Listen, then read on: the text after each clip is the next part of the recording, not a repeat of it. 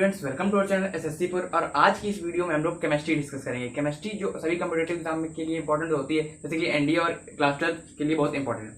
ठीक है, तो आज के हम लेक्चर में हम लोग विलियन पढ़ेंगे। विलियन का लेक्चर नंबर 2 नहीं, चैप्टर नंबर 2 का पढ़ा हुआ है। विलियन का लेक्चर शायद ये सातवां तो नहीं, छठा लेक्चर तो होगा ही। ठीक है, और इस वीडियो में हम लोग पढ़ेंगे क्या, विलियन के अनुसंग गुणधर्म क्या होते हैं। विलियन के अनुसंग गुणधर्म। अनुसंग गुणधर्म सबसे पहले अगर हमें पढ़ना है तो हमें पता होना चाहिए कि अनुसंग गुणधर्म होता क्या है।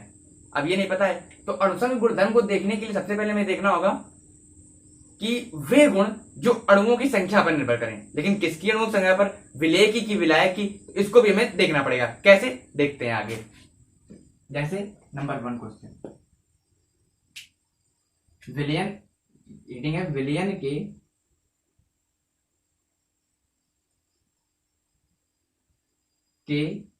अनुसंख्य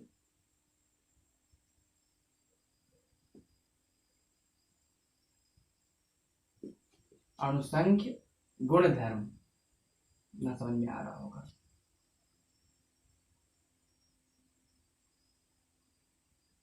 अनुसंख्य गुणधर्म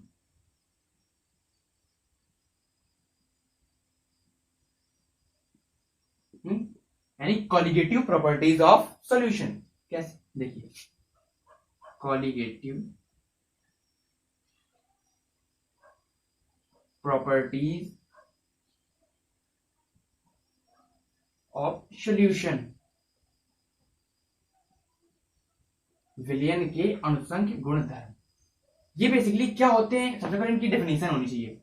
डेफिनेशन अगर कोई आपसे पूछ दे अनुसंख्य गुणधर्म क्या है, तो सबसे पहले हमें बताना है वे गुण, यानी वे विलियन के वे गुण जो विलेय पदार्थ के अणुओं की संख्या पर निर्भर करते हैं। डेफिनेशन की याद करने की कोई जरूरत नहीं, कहीं पूछी नहीं जाती है।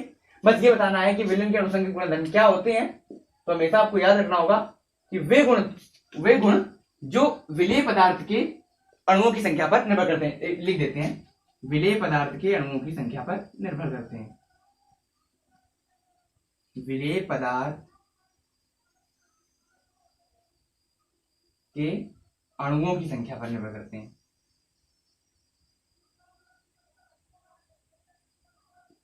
अणुओं की संख्या पर निर्भर, दिख रहा होगा, निर्भर करते हैं। ठीक है, ये बस इतना है। वे गुण जो विलेय पदार्थ के अणुओं की संख्या पर निर्भर करते हैं अनुसंग गुणधर्म कहलाते हैं, बस और कुछ नहीं। इसके बाद अब ये देखना कितने प्रकार के होते हैं। ये बेसिकली 4 प्रकार के होते हैं। कैसे, जल्दी से नोट कर लीजिए। 4 प्रकार के होते हैं। नंबर फर्स्ट, वाष्प दाब का अवनमन।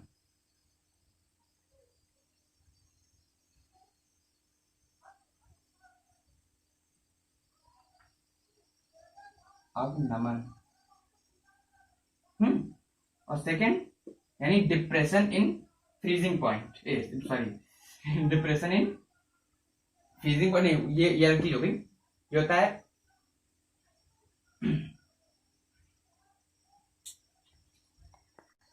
वो मैं हिमांक का अवनमन बोल गया, सॉरी। ये है लोवरिंग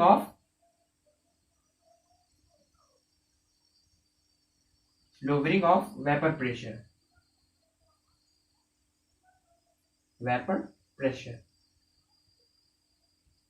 ठीक है, लोवरिंग ऑफ वेपर प्रेशर। अब इसके बाद आता है सेकेंड गुण, वो है क्या, क्वथनांक का उन्नयन, यानी इलिवेशन इन बॉइलिंग पॉइंट। क्वथनांक, क्या यार, क्वथनांक नहीं लिख रहा है, क्वथनांक का उन्नयन,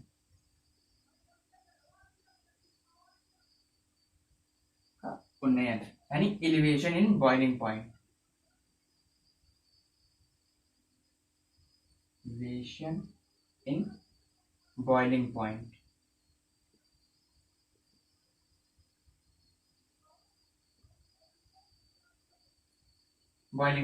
उसके बाद थर्ड नंबर आता है हिमांक का अवनमन।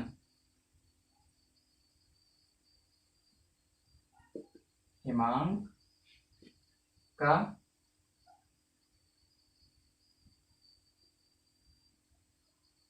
अवनमन, इसका मतलब होता है depression in freezing point, depression in freezing point.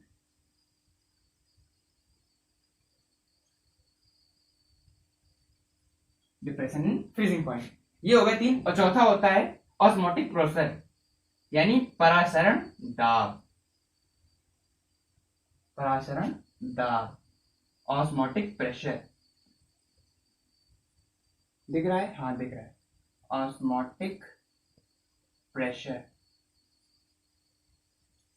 ठीक है, ये होते हैं चारों। पहले तो ये नोट कर लीजिए जल्दी से, फिर एक एक चीज इनके बारे में बताते हैं। और इसलिए आज हम वाष्प दाब का ऑनमन खत्म करेंगे बस, और इस पे बेसिकली जो राउल्ट्स लॉ होता है वो राउल्ट्स लॉ डिस्कस करेंगे और कुछ नहीं।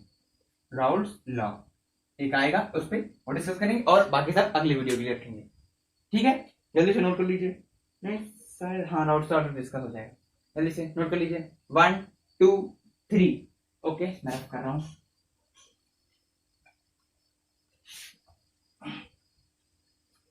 पॉज करके नोट कर लीजिए। अब आया वाष्प दाब का ऑनमन। तो सबसे पहले अगर वाष्प दाब का ऑनमन है तो हमें ये पता होना चाहिए कि वाष्प दाब क्या होता है। अब वाष्प दाब क्या होता है, इसके लिए हमें एक चीज और समझनी पड़ेगी। इसलिए वाष्प तो जानते होंगे कैसे, जब पानी को उबालते हैं तो वाष्प बनती है, जैसे जैसे भाप बोलते हो हम लोग। ठीक है, जैसे मान लीजिए ये कोई कंटेनर है, वाष्प दाब समझने के लिए ये कोई कंटेनर है। ठीक है, इसके ऊपर हमने एक प्लेट रख दी, कैसी प्लेट रख दी, ये कोई प्लेट है, प्लेट जैसी लग तो नहीं रही। ठीक है, प्लेट है, यहां पर ये पानी भरा हुआ है। आराम समझिएगा, बिल्कुल ध्यान से, कुछ नहीं छूटेगा कि वाष्प दाब क्या होता है। ठीक है, अब जैसे ये प्लेट रखी हुई है, ठीक है, तो यहां पे अब इसको हम गर्म कर रहे हैं। क्या कर रहे हैं? गर्म कर रहे हैं। जब गर्म करेंगे तो ये पानी उबलेगा, उबलेगा तो ये भाप बनेगा। भाप बन के आपने देखा होगा जब ये बटन खोलेंगे तो इस तरफ यहाँ पे कुछ बूंदें चिपक जाती हैं, चिपक जाती नहीं, और ये उठाने लगती हैं इसको।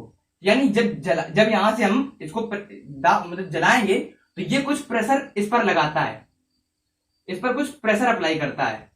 तो वो जो प्रेशर लगाता है इसे बोलते हैं वाष्प दाब। ठीक है, इसे बोलते हैं क्या? वाष्प दाब, यानी वेपर प्रेशर, उसे बोलते हैं वाष्प दाब यानी वेपर प्रेशर। ठीक है, फिर समझिए, जब हम किसी पानी को किसी बर्तन में लेकर गर्म करते हैं, जैसे कि हम यहां से गर्म कर रहे हैं, तो वो पानी जो अपने ऊपर रखे हुए मतलब प्लेट पर जो दाब लगाता है उसे वाष्प दाब कहते हैं। लेकिन अब वाष्प दाब की डेफिनेशन ऐसी नहीं है, ठीक है, कोई लिख दोगे जब पानी वाष्प दाब लगाता है, ये अलग गलत चीज है। वाष्प दाब क्या है इसको समझने के लिए हमें पहले वाष्प दाब को अच्छे से समझना पड़ेगा। वाष्प दाब पहले आप ये बिल्कुल समझ लीजिए कि ऐसा ये होता है। ठीक है, कैसे? जब किसी बर्तन में पानी को लेकर गर्म करते हैं तो जब उसके पानी द्वारा उसकी प्लेट की सतह पर जो दाब लगाया जाता है उसे वाष्प दाब कहते हैं। ठीक है, बस ये सिंपल है। लेकिन वाष्प दाब की जो रियल डेफिनेशन है वो मैं अभी अगली वीडियो में बताऊं, क्योंकि जब उसमें हिमांक डिस्कस करेंगे, जब क्वथनांक डिस्कस होगा, क्वथनांक में इसकी वाष्प दाब की रियल डेफिनेशन को बताया जाता है। ठीक है, जल्दी से देखिए, ये सब वाष्प दाब समझ में आया। अब होता है वाष्प दाब में अवनमन। वाष्प दाब में अवनमन क्या हुआ ये समझते हैं, जल्दी से नोट कीजिए।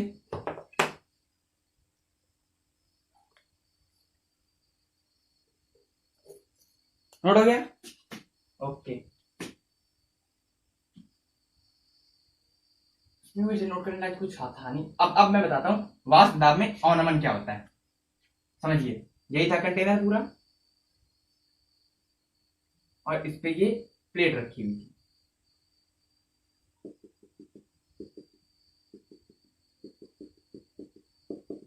तो वाष्प दाब के अवनमन, वाष्प दाब जब होता जब कोई पानी यहाँ पे प्रेशर लगा रहा था, ये बूंदे पानी की थी। ठीक है, ठीक है, इसके बाद वाष्प दाब में अवनमन हुआ। अवनमन का मतलब होता है जब इसमें कोई अवाष्पशील विलेय पदार्थ मिलाते हैं तो इसके वाष्प दाब में कितनी कमी आ जाती है, इसको बेसिकली वाष्प दाब का अवनमन कहते हैं। लिखिए कैसे, विलयन में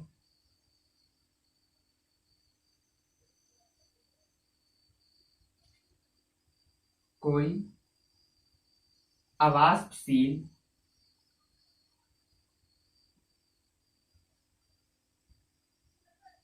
विलेय पदार्थ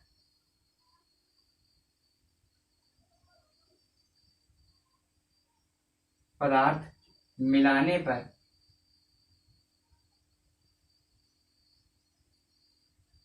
वाष्प दाब में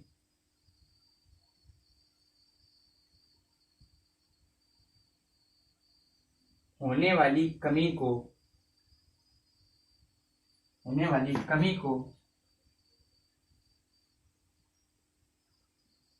वाष्प दाब का अवनमन कहते हैं।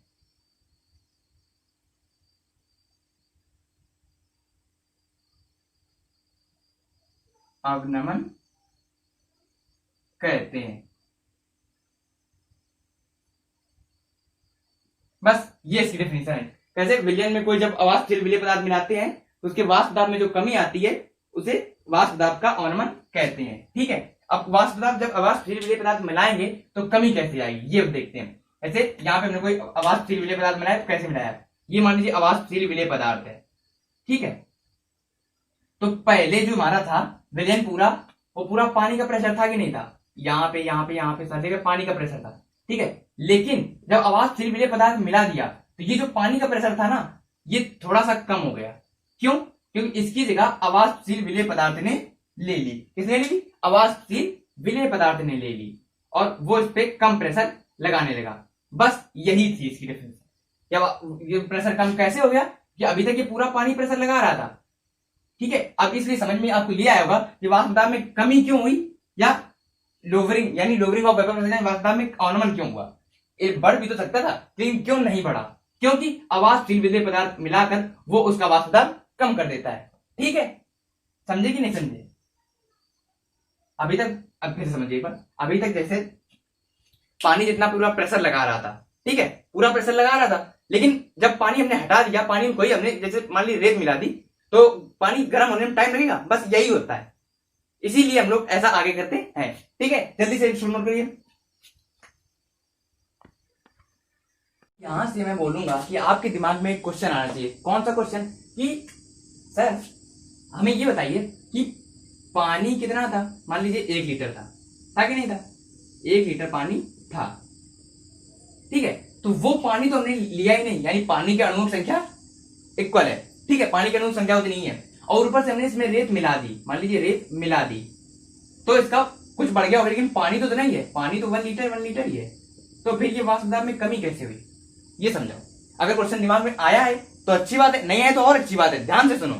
ठीक है, अब ये क्वेश्चन आप बताओ सोचकर कि पानी तो उतना ही था तो फिर इसमें संख्या में कमी कैसे आ गई, या अणुओं की संख्या ये वाष्प दाब में कमी कैसे आ गई, ये क्या हुआ? नहीं आया? ठीक है, समझते हैं इसको फिर से। क्या हुआ कि पहले इसको एक बार फिर से बनाए, ज्यादा अच्छा लगेगा। चलिए मैं फिर से एक बार बना देता हूं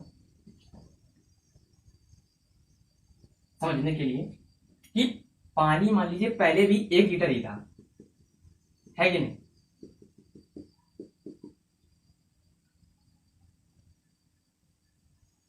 जब सिर्फ पानी था और हमने गर्म किया था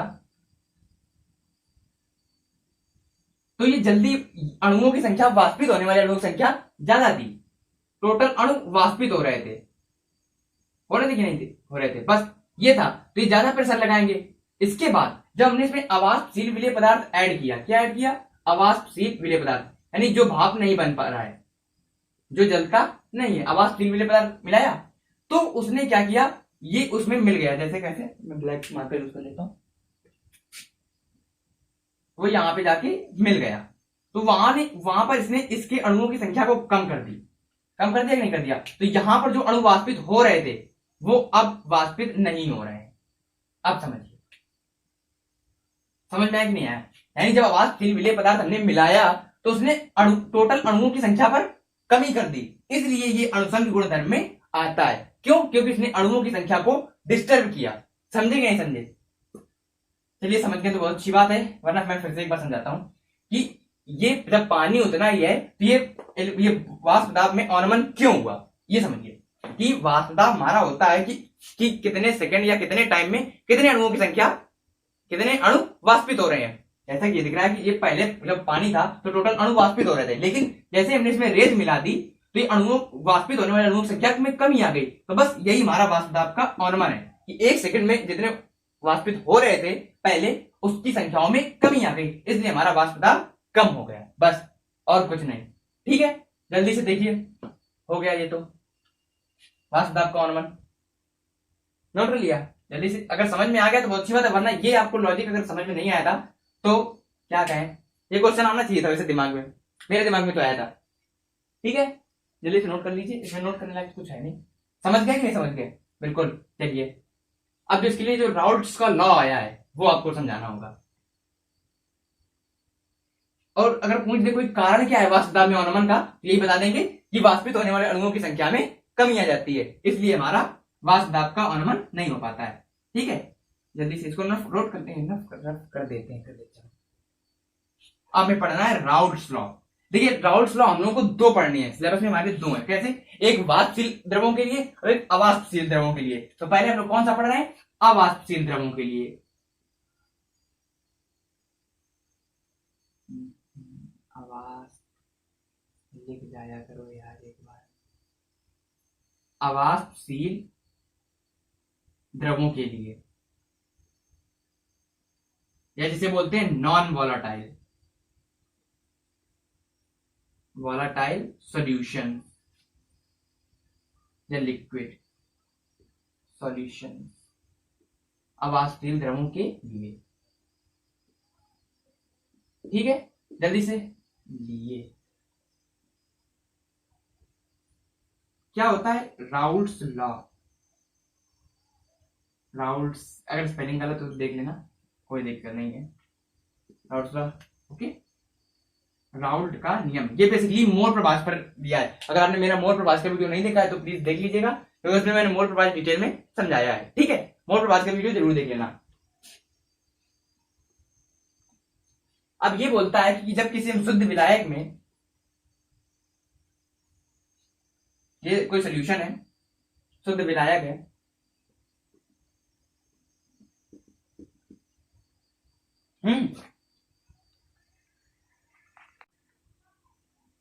देख रहे हैं इसलिए कोई शुद्ध, हाँ कहां गया वहां पर, ये कोई शुद्ध विलायक है और इसमें हमने कोई अवाष्पशील विलेय पदार्थ मिला दिया। अवाष्पशील, ठीक है, विलेय पदार्थ जब हमने मिलाया, विलेय, तो इसके वाष्प दाब में कमी आई। बस बेसिकली इसी पे हमारा राउल्ट्स का लॉ है। क्या है कि अवाष्पशील विलेय पदार्थ जो हमने मिलाया है उसका मोल प्रभाव वाष्प दाब के अवनमन के समानुपाती होता है। कैसे? देखिए, पहले से डेफिनेशन लिखोगे, चलो लिख देते हैं, जब किसी शुद्ध विलायक में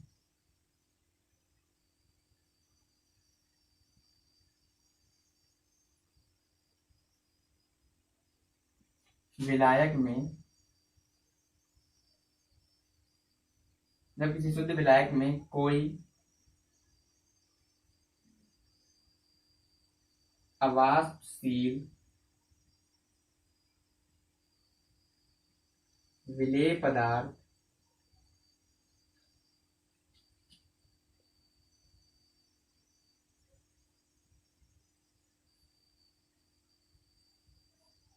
मिलाते हैं तो उस विलयन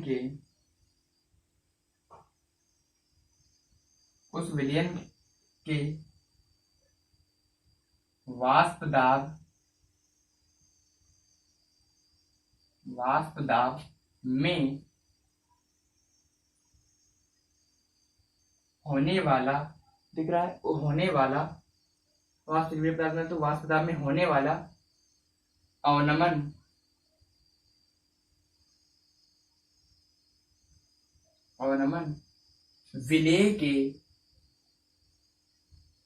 विलेय पदार्थ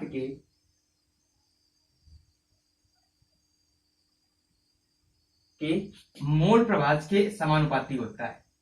मोल प्रभाज के समानुपाती होता है।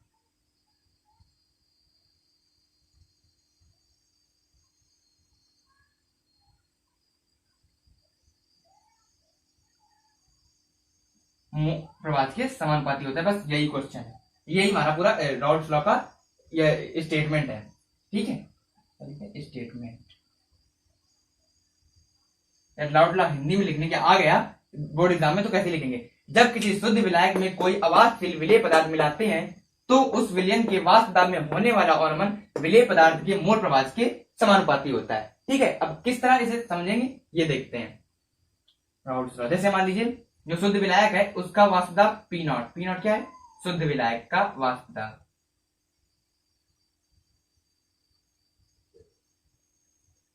और पीएस जब अवाष्पशील विलेय पदार्थ मिलाने के बाद, यानी अशुद्ध विलायक लिखते नहीं, विलायक विलेय पदार्थ मिलाने के बाद, देखते हैं विलेय पदार्थ मिलाने के बाद,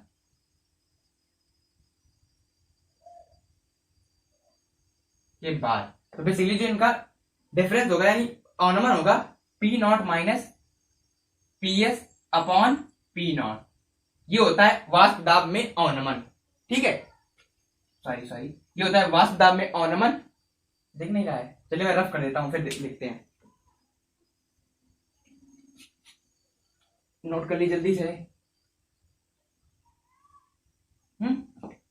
पी नॉट होता है शुद्ध विलायक का और पीएस होता है यानी जब सैचुरेटेड जब मिला देते हैं। ठीक है, ये होता है हमारा अवनमन, वाष्प दाब में अवनमन। लेकिन अगर यही पी नॉट से भाग देते हैं ये होता है आपेक्षिक अवनमन। क्या होता है, वाष्प दाब में आपेक्षिक अवनमन। ठीक है, तो ये वाष्प दाब में होने वाला आपेक्षिक अवनमन कर लेंगे ज्यादा अच्छा लगेगा। ठीक है, यहाँ पे अपेक्षिक और कर लीजिए, यहीं पे बीच में लिख दीजिए अपेक्षिक, आपेक्षिक अवनमन विलेय पदार्थ के मोल प्रवाह के समानुपाती होता है। ठीक है, P naught minus P S is proportional to किसके, विलेय पदार्थ के मोल प्रवाह, यानी एक्स ए मान एक्स ए और एक्स ए प्लस एक्स बी, ये हमारा एन ए है, विलेय पदार्थ के मोल प्रवाह एक्स ए के बराबर होगा, X A N A, sorry पहले मैं एक्स ए करके लिख देता हूँ, एक्स ए जैसे आप एक्स ए जैसे सॉरी जीटा बोलेंगे इसे एक्स ए, और जब एक्स ए को हम लोग खोलेंगे तो क्या बनेगा, N A upon N A plus N B. ठीक है, एक्स ए बराबर N A plus N B. अब आगे इसको सॉल्व करके एक फॉर्मूला निकल के आएगा, जल्दी से उसे प्रूफ करते हैं। आइए, वाष्प दाब में आपेक्षिक अवनमन मोल प्रवाह विलेय पदार्थ के मोल प्रवाह के बराबर होता है। ठीक है, जल्दी से नोट करिए, नोट हो गया, स्टेटमेंट नोट कर लीजिए, इंपॉर्टेंट है।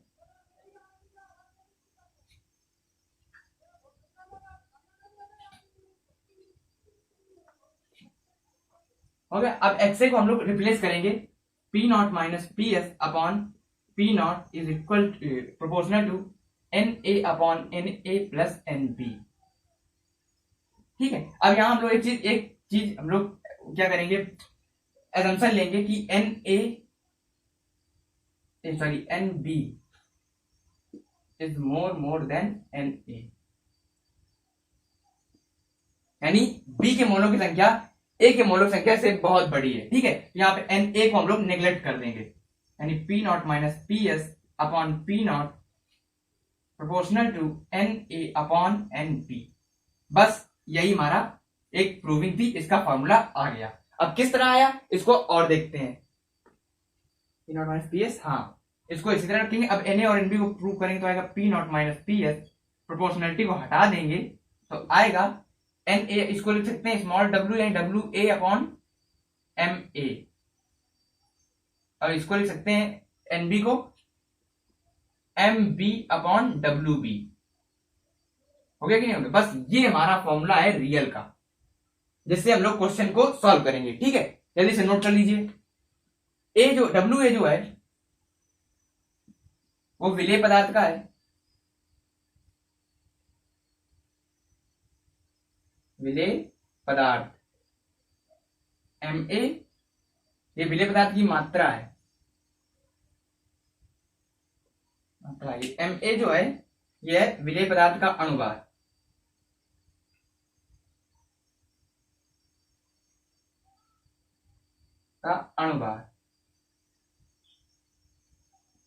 ठीक है, और एम बी और डब्ल्यू बी ये विलायक का यानी दूसरे पदार्थ बी पदार्थ का, यानी विलेय की मात्रा, ये विलायक, तो ये विलेय की मात्रा और ये विलेय का अणुभार, ये विलायक का अणुभार और विलायक की मात्रा नीचे आएगी। ठीक है, ठीक है, अब इसकी अगले वीडियो में हम शायद कोशिश करेंगे इसकी एजम्पशन वो बता दें, सीमाएं और क्वथनांक का क्वथनांक एक छोटा टॉपिक है, ये बेसिकली बड़ा टॉपिक था इसलिए लेंथी वीडियो बना। ठीक है, तो पढ़ाई करते रहें, ऑल द वेरी बेस्ट।